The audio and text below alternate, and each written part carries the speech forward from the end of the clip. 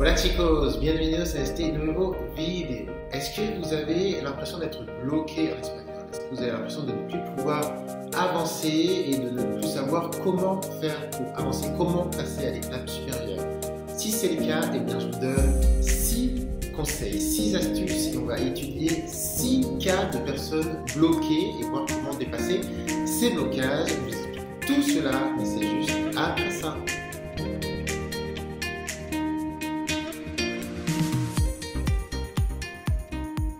Juste avant, petite confidence, Espagnol pas à pas est de retour sur le CPF, le compte personnel de formation.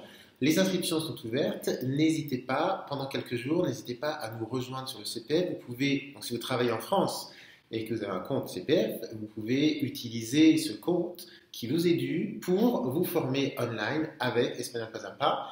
Et en 3 mois, eh bien, dépasser certains blocages, avoir un contact avec l'espagnol, donc n'hésitez surtout pas à nous rejoindre sur le CPF. Aujourd'hui, on va parler des blocages, comment dépasser certains blocages en espagnol et en fait, on va voir qu'il y a plusieurs types de blocages. On peut être bloqué émotionnellement, linguistiquement, on peut avoir plusieurs sources de blocage. On va donc étudier ensemble 6 cas de personnes bloquées. Vous êtes peut-être sûrement une de ces personnes ou plusieurs personnes à la fois. Vous allez voir que je vais vous donner des conseils concrets pour dépasser ces moments de blocage. Le premier type de blocage, ça va être un blocage à l'oral. Celui qui finalement n'arrive pas à parler, qui apprend l'espagnol, qui assimile des choses en lien avec l'espagnol, mais qui au moment de parler ne peut pas parler ou n'arrive pas à parler aussi bien qu'il le voudrait.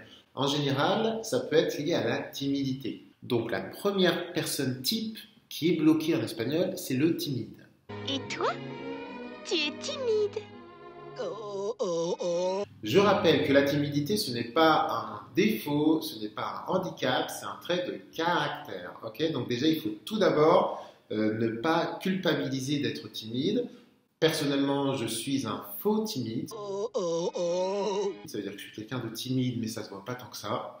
C'est quelque chose il ne faut pas se culpabiliser d'être timide. C'est normal de ressentir peut-être un manque de confiance quand il y a quelque chose de nouveau ou une peur de jugement. Donc déjà, la timidité, il faut dédiaboliser. La timidité, ce n'est pas un handicap, c'est quelque chose de naturel chez certaines personnes. Et ça ne doit pas vous bloquer, ça doit un peu vous freiner, un peu vous mettre mal à l'aise, mais il faut pouvoir dépasser cette timidité. Ça devient problématique quand cette timidité vous bloque et vous empêche de pratiquer à un moment donné. Donc tout d'abord, comment vaincre cette timidité? Eh bien, la timidité, elle s'atténue avec l'habitude, avec la sécurité. Donc pour ceux qui sont un peu timides et qui n'osent pas parler, qui sont bloqués au moment de parler, eh bien il va falloir y aller progressivement, pas à pas. Pas à pas, progressivement. Tout d'abord, parler seul. Moi, j'ai appris à parler, quand j'apprenais l'espagnol, j'ai appris à parler seul. Donc n'hésitez pas à parler seul dans la voiture, à la maison, sous la douche. Et puis, quand on en a un peu marre de parler seul, vous pouvez aussi parler avec les autres. Mais attention, parlez avec une personne de confiance. D'où l'importance du partenaire linguistique. Parlez avec une personne de confiance, avec un partenaire linguistique. Et puis ensuite, vous serez un peu plus armé pour sortir de votre zone de confort et aller vers des petits groupes. Et puis la timidité, en fait, le blocage à l'oral, il repose aussi sur une fausse idée de ce que pense l'autre. Il y a souvent derrière en fait une peur du jugement, une peur de ne pas se sentir à la hauteur ou une peur de se dire le pauvre gars il n'arrive pas à parler, quand ça me saouler, on se dit l'autre va penser ça, mais évidemment pas. Et puis l'oral ça se travaille, donc vraiment parler seul à la maison, voyez avec ça avec un prof. Nous, dans la formation spéciale CPF, par exemple, c'est pour ça qu'on met des devoirs oraux. Avec mes élèves, dans les formations online, et spécialement dans la CPF, vous avez des devoirs oraux parce que c'est quelque chose qui se travaille, l'oral. Deuxième type de blocage, celui qui ne comprend pas quand on lui parle. Ça, c'est un autre type de blocage que je rencontre chez mes élèves. Certains osent parler, Mais quand on leur parle, ils ne comprennent pas et du coup, la conversation ne peut pas continuer. Ce qui est aussi gênant que de ne pas pouvoir parler, c'est un autre type de blocage, ok, qui a d'autres raisons et donc on va y donner d'autres réponses. Comme le blocage de pouvoir parler, le blocage de comprendre ce qu'on nous dit, ça se travaille, il faut de l'entraînement, mais il va falloir viser, cibler la compréhension de l'oral. Comment on fait? Eh bien, à travers tout d'abord, il va falloir écouter énormément d'espagnol, même si on ne comprend pas, il faut écouter un maximum d'espagnol. Mais écoutez de l'espagnol adapté. Apprenez à écouter de l'espagnol adapté à votre niveau. Et surtout, débarrassez-vous du français. Au revoir. Très très important. En fait, souvent, on me dit moi, j'arrive pas à comprendre, je comprends pas. Pourtant, j'écoute beaucoup d'espagnol, je regarde beaucoup de films en espagnol. Et quand je demande dans les détails, je m'aperçois qu'il y a toujours le français quelque part. C'est soit on écoute en français avec les sous-titres espagnols, ben ça non, ou soit on écoute en espagnol avec les sous-titres français, ben non. Il faut stopper, il faut se couper vraiment du français. D'accord? Donc, je comprends que vous vous dites, je vais regarder un film en espagnol, avec les sous-titres en espagnol, je vais être paumé. Si vous avez peur de ça, et ben voyez une première fois le film en espagnol sous-titres français. Mais dites-vous que c'est pas top top, donc il va falloir le voir une deuxième fois, ce même film, en mode devoir, en mode exercice, en mode je bosse et je suis à fond. Vous voyez une deuxième fois ce même film, en espagnol, sous-titre espagnol, vous vous débarrassez du français et vous ne serez pas perdu puisque vous connaîtrez l'histoire. Troisième type de blocage, alors là, c'est le blocage de ceux qui n'ont pas envie. Oh, toi, tu dois être grincheux. Pour ceux qui n'ont pas envie, c'est un blocage qui est lié à la motivation. Ils comprennent plutôt bien, ils parlent plutôt bien, mais en fait, ils n'ont pas envie. Ça, c'est souvent lié à des personnes qui apprennent par obligation ou bien qui veulent parler espagnol, mais qui n'aiment pas l'apprentissage de l'espagnol, qui n'aiment pas apprendre la langue, qui n'aiment pas l'aspect scolaire. Pour ces personnes, je vais leur donner 3 conseils. Premièrement, eh bien, il faut trouver une raison qui vous motive. Donc arrêtez-vous, demandez-vous pourquoi vous voulez parler espagnol et voyez votre objectif. Deuxième chose, ayez une routine. Ces personnes en général n'aiment pas faire d'efforts pour apprendre la langue, mais veulent la parler. Si vous intégrez l'espagnol dans votre routine, eh bien, comme ça fera partie de la routine, vous allez faire les choses par automatisme. Donc vous n'allez pas avoir l'impression de faire des efforts. Et puis, troisième conseil pour ceux qui ne sont pas motivés, apprendre une langue, je vous promets que c'est fun. Toi, tu dois être... Joyeux, mademoiselle, c'est moi. On s'éclate, on rigole beaucoup. Il y a plein de choses fun à faire en fonction de ce que vous trouvez fun, mais apprendre avec les chansons, avec les films, les jeux de société, en cuisinant, en voyageant, le partenaire linguistique. Il y a plein de manières d'apprendre en s'amusant. Okay, la lecture, les informations, en fonction de ce qui vous plaît, n'hésitez pas à vous concentrer sur le fun et à mettre un maximum de fun. Et personnellement, je sais que le fun, c'est important en cours. C'est pour ça que dans la formation CPF ou dans les formations online, je mets toujours du fun. Quatrième blocage, le blocage de la personne trop exigeante. Et cette personne qui est trop exigeante va être bloquée parce qu'en fait, elle ne va pas supporter, elle ne va pas aimer faire des erreurs. Alors en général, on n'est pas bloqué uniquement par ça, mais ça fait partie du blocage. Alors souvent, en classe, c'est facile, en Zoom, c'est facile parce qu'on voit les autres caractères. Et quand une personne est là et je vois qu'elle n'ose pas parler parce qu'en fait, elle a peur de se tromper, je lui dis, regarde le voisin, et il te fait une phrase avec 10 fautes. Lui, il n'a pas peur de se tromper et ben, lui, il parle, ok? Donc n'hésitez pas à vous inspirer, à relativiser. Vous êtes exigeant avec vous-même, c'est bien, parce que l'exigence, ça permet d'avancer, ça permet d'être organisé, c'est top. Mais l'exigence, ça peut aussi bloquer. Vouloir apprendre à parler espagnol sans faire de faute, c'est un peu comme demander à un enfant d'apprendre à marcher sans tomber. C'est demander à une personne d'apprendre à conduire sans caler. C'est demander à un enfant d'apprendre à écrire sans faire de rature. C'est complètement absurde. Donc, vous qui vous dites « Non, j'aime pas, j'ai fait des fautes, j'ai pas aimé », ben, ça fait partie du jeu. On apprend en faisant des fautes. C'est la faute qui permet d'apprendre et d'avancer. Donc vraiment, n'ayez pas peur de faire des fautes. Les fautes font partie de l'apprentissage. D'où l'importance de s'entraîner, d'où l'importance de faire des exercices, de faire des fautes.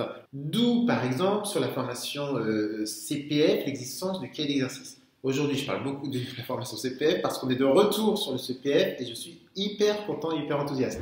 Sur cette formation CPF, vous avez un cahier d'exercices digital qu'on vient de créer, qui est tout nouveau, 150 tests, 150 exercices, 150 jeux pour s'entraîner. Et pourquoi on l'a fait? Pas parce qu'on avait du temps à perdre, pas du tout, parce que c'est hyper important d'avoir l'entraînement, ça fait partie de l'apprentissage et les fautes, hein. Il faut s'entraîner pour faire des fautes et ne pas les faire. Donc vraiment, ne soyez pas trop exigeants, faites des fautes. On arrive au 5e blocage, le blocage de la personne intimidée. Attention, ce n'est pas le blocage de la personne timide, c'est encore autre chose. C'est la personne qui est intimidée. Ça veut dire que en fait, cette personne, elle est intimidée par le fait d'apprendre l'espagnol et elle va se bloquer parce qu'elle va se dire « je ne vais pas y arriver ». Il y a un mélange de manque de confiance en soi et un mélange de je sacralise l'apprentissage de l'espagnol. C'est un peu la personne qui est en bas de la montagne, qui regarde tout en haut de la montagne et qui se dit j'arriverai jamais en haut. Pour ces personnes, le conseil, eh bien, c'est de regarder les autres. Regardez les autres et regardez s'il y a des personnes en haut de cette montagne et qui sont arrivées en haut de cette montagne. C'est pas des surhommes, vous pouvez le faire. Si d'autres l'ont fait, vous pouvez le faire. Et je donne souvent mon exemple parce que je suis un parfait exemple qui prouve que tout le monde peut y arriver. Moi, au lycée, j'étais vraiment pas top en espagnol. Je suis arrivé en classe prépa et à la fac, j'avais vraiment un niveau très bas. Pour vous dire que moi, je viens de très loin et ça ne m'a pas empêché au bout d'avoir l'agrégation, de passer la thèse et de réussir ma thèse en espagnol. Donc vraiment, si d'autres... Et j'ai eu des profs qui m'ont dit, l'autre il a eu l'agrég, toi tu peux avoir l'agrég. Donc vraiment, ceux qui se disent, c'est pas pour moi, c'est beaucoup trop complexe, il faut maîtriser ça, il faut avoir ça, il faut avoir ça. Non, dites-vous que si d'autres l'ont fait, vous pouvez aussi le faire. Et je dirais même plus, vous allez le faire. Oh, vous parlez! Quel bonheur! Et enfin, un dernier blocage pour conclure, pour terminer, le blocage du français, le blocage de celui qui est un peu trop Frenchy. Ça veut dire que le français est là pour vous aider, parce que le français et l'espagnol sont deux langues latines, donc il y a la même structure, c'est génial. Par contre, attention, je vois souvent des personnes qui sont beaucoup trop attachées au français. Il faut quand même un peu se débarrasser du français. Ça veut dire qu'il faut se couper du français, renoncer, savoir renoncer à ce qu'on voulait dire en français. Et puis, il va aussi falloir se couper du français petit à petit dans les films, mais aussi dans sa manière de penser et ne pas passer par le français. On s'appuie du français dans certains moments, mais en même temps, il va falloir aussi un peu virer ce français. Et enfin, le conseil bonus pour tout le monde, pour tous les bloqués. On a le timide, on a celui qui ne comprend pas, on a celui qui n'est pas motivé, on a celui qui est trop exigeant, on a l'intimidé, on a le Frenchie. Pour toutes ces personnes qui sont bloquées, deux choses très importantes. Première chose, un blocage, ça se dépasse. C'est pas insurmontable. Et puis, deuxième chose très importante, c'est très très important de persévérer. Pour le loto, on n'arrête pas de nous dire que ceux qui ont gagné ont joué un jour. Ok, on va pas parler de ça, mais il y a un peu cette même idée, en tout cas dans l'apprentissage de l'espagnol. Ceux qui parlent espagnol aujourd'hui, je peux vous assurer qu'ils ont persévéré, qu'ils ont été bloqués, qu'ils ont été démotivés, qu'ils ont vu la montagne à un moment donné, ils se sont dit « Ouh, ça va être un peu haut », mais ils ont persévéré. Personnellement, j'ai persévéré et je vous conseille de persévérer. Et moi, je suis là vraiment pour vous aider à persévérer, pour vous permettre d'aller jusqu'au bout. Et d'ailleurs, si vous voulez aller jusqu'au bout, vous l'aurez compris, on est tout fou sur Espagnol Pas à Pas parce qu'on est de retour sur le CPF, le compte personnel de formation.